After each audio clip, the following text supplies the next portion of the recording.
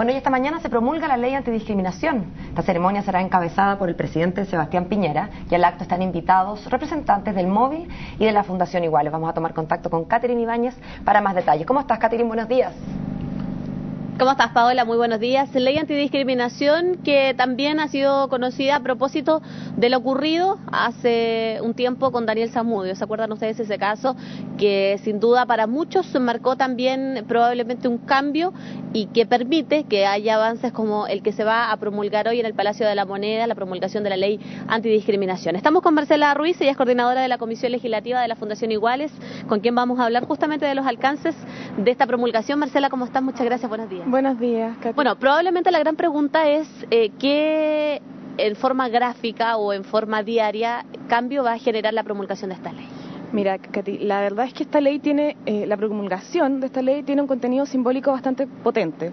En fondo, por primera vez la legislación reconoce la existencia de discriminación para estos grupos de personas, en el fondo, que sale mencionado en la ley.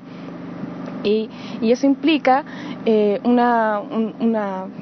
un mensaje bastante potente a la población, diciéndole, oiga, esto, en el fondo, que usted realiza cuando excluye o cuando sin motivo aparente deja fuera a cierto tipo de personas por esas razones que no son en el fondo justificadas, está cometiendo una discriminación arbitraria y esa discriminación puede ser sancionada.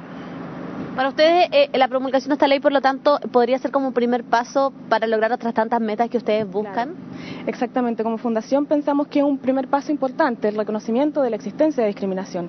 Las personas discriminadas por estos motivos, que salen sexo, ideologías políticas, la orientación sexual y la identidad de género, además de etnia y raza, constituyen en el fondo un grupo de personas que ha sido históricamente discriminado y que no había sido reconocido por el Estado.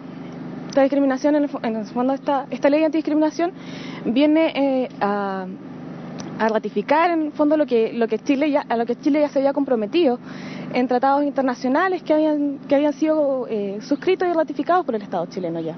Marcela, yo he conversado con otras personas de la fundación de ustedes y de otros y han dicho que sin duda el tema de Daniel Zamudio removió quizás conciencias o permitió hacer un cambio, como lo decía yo en la introducción, un cambio de switch, como se dice de forma más coloquial, para dar paso a iniciativas como esta y a lo mejor mejoras en el futuro para el grupo que ustedes representan. Claro, en el fondo el asesinato de Daniel Zamudio y la forma trágica en que ocurre son determinantes, yo creo, para la voluntad de los legisladores. Sin embargo, también es un llamado de atención en el sentido de que todo este tipo de actos en el fondo se sancionan una vez que se cometen y no hay tampoco una voluntad de prevención más comprometida en el fondo de parte del Estado. La misma ley antidiscriminación propone en el fondo una acción, un mecanismo judicial para los casos en que la discriminación se produce, no para prevención. Y eso es un tema pendiente, claro. Es un tema que el Estado tiene pendiente para con las minorías sexuales, para la diversidad sexual en general y para otros grupos también que han sido excluidos. Marcela, ya para concluir, ¿cuál sería para ustedes el siguiente paso? Yo sé que ustedes tienen como grupo, como fundación, un montón de demandas o cosas que le preocupan, pero para ustedes, ¿cuál debería ser el siguiente paso lógico después de esto que es importante y trascendental desde el punto de vista del cambio que me dicen? Claro, como fundación tenemos diversos objetivos a largo y a corto plazo. El primero de ellos es revitalizar en el fondo la discusión sobre el ABP, que estaba dormido en el Congreso desde septiembre del año pasado, luego de que se anunciara en el fondo su mensaje presidencial.